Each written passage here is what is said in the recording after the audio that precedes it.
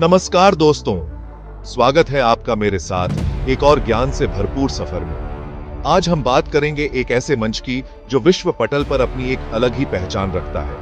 क्या आप जानते हैं कि G20 क्या है, इसका उद्देश्य क्या है और इसमें भारत की क्या भूमिका है? जी, आज हम G20 के बारे में विस्तार से जानेंगे। ये ग्रुप कैसे बना, इसमें कौन कौन से देश शामिल हैं और ये वैश्विक फैसलों पर किस तरह असर डालता है।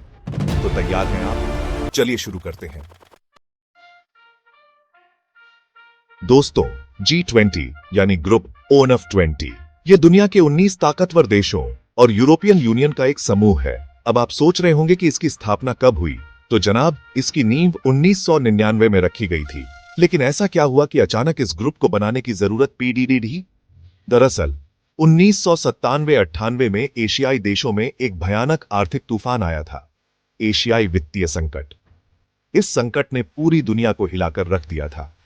तब यह महसूस किया गया कि वैश्विक स्तर पर आर्थिक स्थिरता के लिए एक ऐसे मंच की जरूरत है जहां सभी बीडीडी अर्थव्यवस्थाएं एक साथ आकर चर्चा कर सकें, समाधान ढूंढ सकें।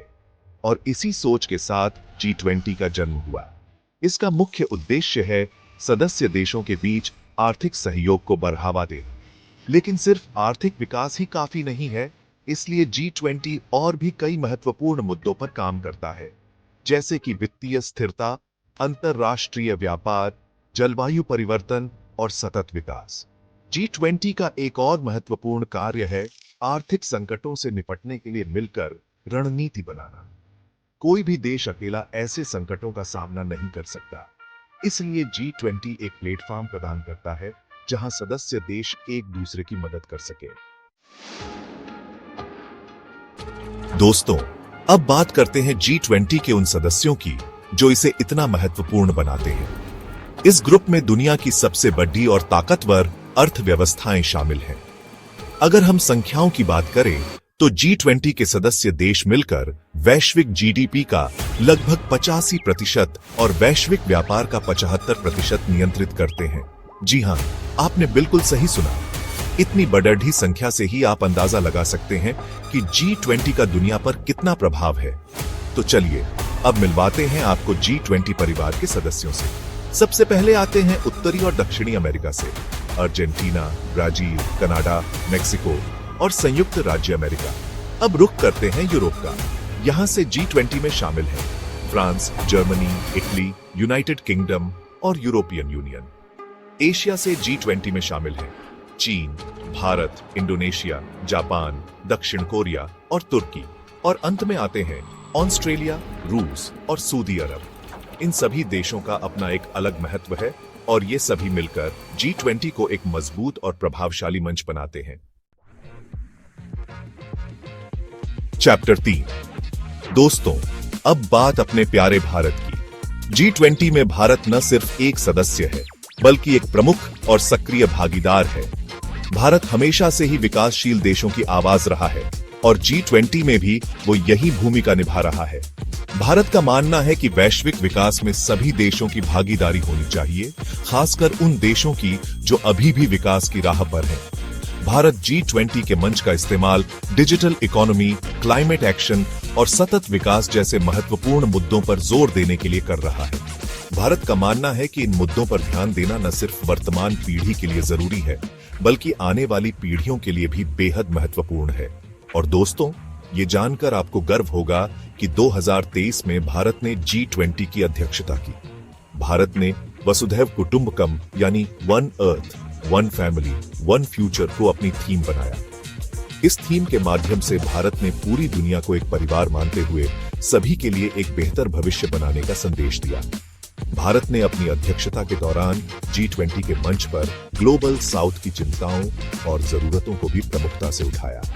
ग्लोबल साउथ में एशिया, अफ्रीका और लैटिन अमेरिका के विकासशील देश शामिल हैं। भारत ने इन देशों की आर्थिक और सामाजिक तरक्की के लिए जरूरी कदम उठाने पर जोर दिया।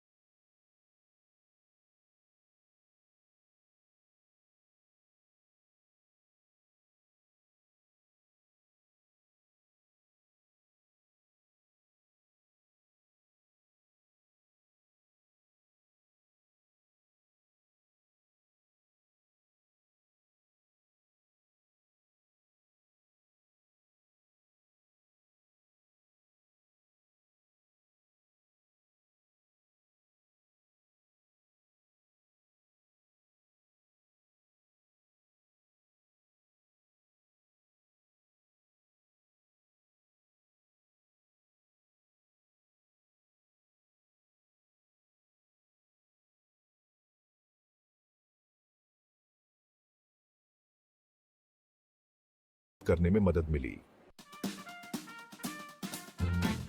तो दोस्तों, आज हमने जाना कि G20 केवल एक आर्थिक मंच नहीं, बल्कि एक वैश्विक नीति निर्माता समूह है जो दुनिया के भविष्य को आकार देने में महत्वपूर्ण भूमिका निभाता है। भारत इस मंच पर एक मजबूत और प्रभावशाली आवाज बनकर उभरा है और आने वाले वर्षों में भारत की भूमिका और भी अहम होने वाली है। मुझे उम्मीद है कि आपको G20 के बारे में जानकारी रोचक और उपयोगी लगी होगी। अगर आपको ये वीडियो पसंद आया हो तो कृपया इसे लाइक करें, अपने दोस्तों के साथ शेयर करें और मेरे चैनल को सब्सक्राइब करना न भूलें। धन्यवाद।